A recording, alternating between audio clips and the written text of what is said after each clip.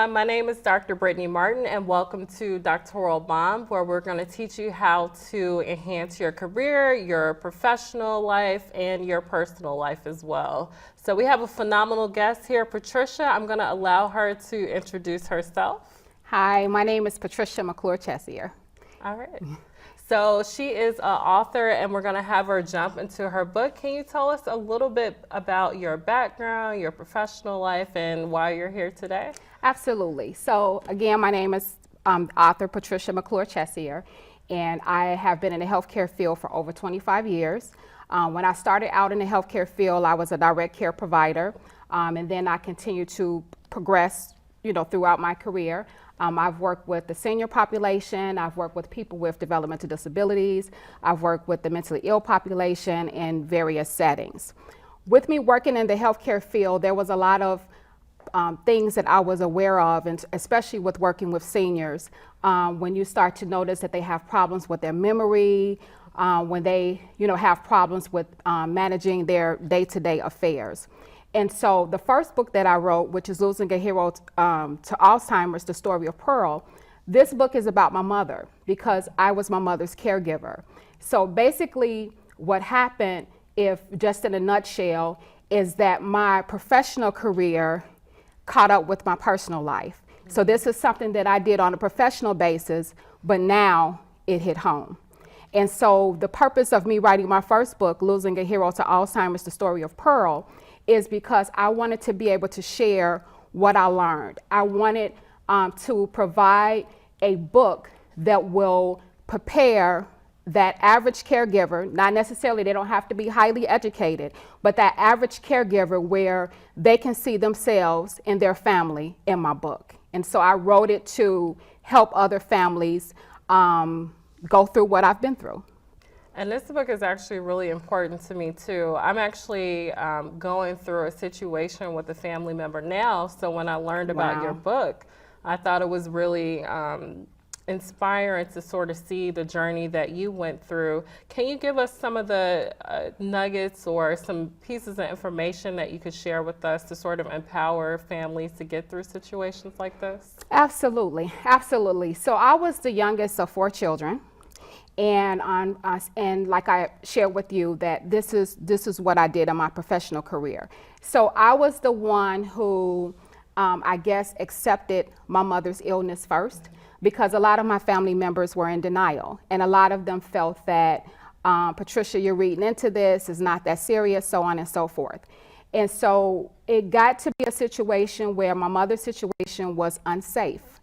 In my book, I also discussed how my mother and father's relationship, they had challenges, our family had challenges, and some people may call it dysfunctional, but I would say what family is not dysfunctional to a certain degree.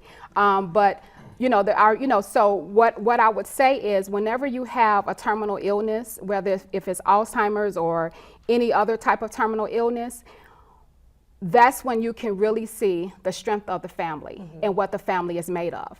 And so in my book, I share all the dysfunction that went on prior to my mother's diagnosis, as well as going through it, and how it caused a division in my family. And if I can help someone else, I would just want to stress, the last thing you need is division in your family when you're going through a situation like this.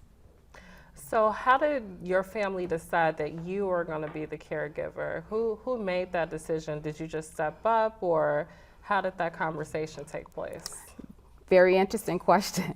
So again, I'm the youngest in my family, and it was a situation where my mother's situation became unsafe, living with my dad.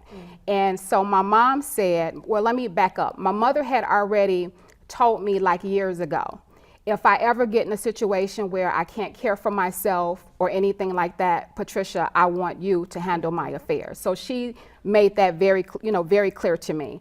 And my mom had made me her power of attorney prior to her ever being diagnosed or anything.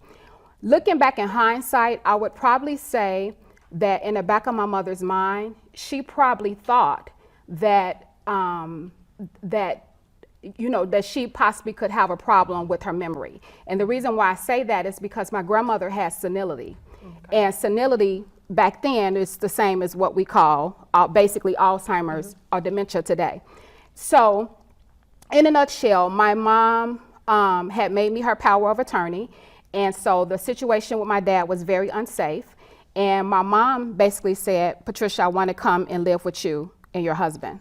Okay. So I think we're going to take a quick break, and once we come back, we're going to dive a little bit more into your second book as well, and just sort of give people some advice as far as how to get through it again and what to look for with family members. Okay.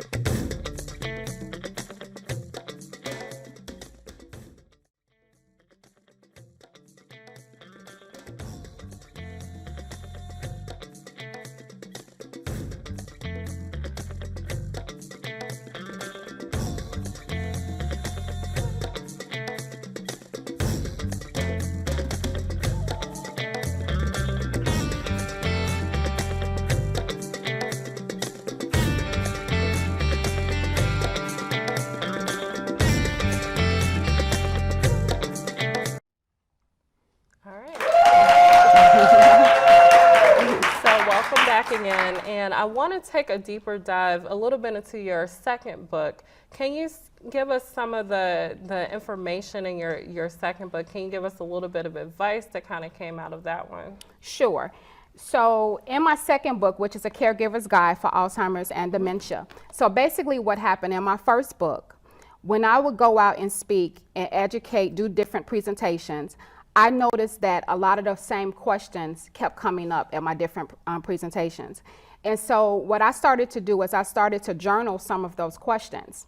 And so actually, a caregiver's guide for Alzheimer's and dementia, 9 key principles, these principles are based on the questions that the audience, the questions that the audience would always ask me. So one of the principles that I talk about in my book is how to avoid awkward encounters, where you're with a loved one and somebody walks up to your loved one and someone is asking them, do you remember? How do you handle that? Because you know that your loved one, they don't remember, and so it's just a very awkward situation for them. Another key principle that I talk about is basically behavior, how behavior is a form of communication. A lot of times you may hear that people with Alzheimer's or dementia, they can be verbally or physically aggressive. And what I try to emphasize is we have to look at behavior as a form of communication. And we have to ask ourselves, what is it about this situation that is causing this individual to act like that? And another example I would give is I noticed that I kept hearing when I would go out and speak, that people would say, my loved one is always asking me or telling me, I want to go home. And all they knew to do was to say, you can't go home. Okay. Well, I have a different response for that. My response is, when a person tells you that they want to go home, your response should be, tell me more. Because what you may find out is, it may be an animal that they're missing, but they feel like I have to be in that particular home in order to have that animal.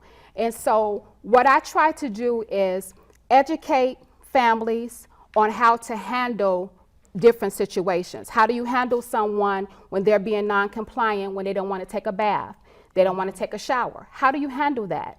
And what I wanted to do was put the material in their hand where they can look at it and say, not research, but I wanted people to have, I wanted to give people give them practical guidelines on how they can handle these different situations as a caregiver. So if you could go back a number of years, what's the one thing that you wish you had prepared for?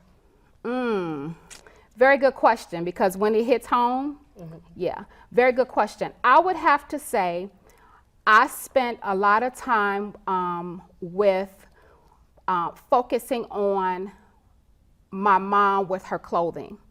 Because people with Alzheimer's, a lot of times they don't dress appropriate for the season. A lot of times they may want to wear the same clothes every day.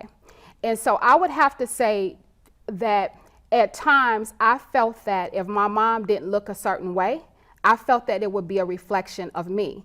And so I spent a lot of time with, Mom, no, you can't wear that, you can't wear that. And so from that, I learned how it's about them. You want to avoid power struggles as much as you can. You want to give them options, but at the end of the day, you have to remember that they're an adult. And so what I had to learn from that experience is if my mother wanted to wear the same clothes every day, I allowed her to wear, it wasn't the same clothes, but I bought her multiple outfits. Okay. But I just think about the energy that I exerted in situations like that. And so when I look back, I would have to say overall, it was the energy that I exerted in certain situations that wasn't necessary. Okay. And I know that there was one thing that we wanted to touch on a little bit, which was guilt. So can you kind of quickly go over that for us, what an individual may feel if their family member is sick, and then we'll go back to break. Absolutely, absolutely. So what I struggle with guilt is when my mom was living with my husband and I, it got to a point where I wasn't able to keep her safe. I wasn't able to make sure that she didn't put herself in danger and she didn't put us in danger. However, I struggled with my own, how is that going to make me look? Or what are people going to think? Especially being from an African-American family, typically you don't put your parents in a nursing home. And so I had to deal with all of that. I had to deal with, I'm a Christian, and I had to deal with how was that going to look, you know, to the church. And so I dealt with a lot of guilt. In addition to that, with me working in the field, I've seen quite a bit. So I know things can go well, and I know things sometimes don't always go so well. So I dealt with that too.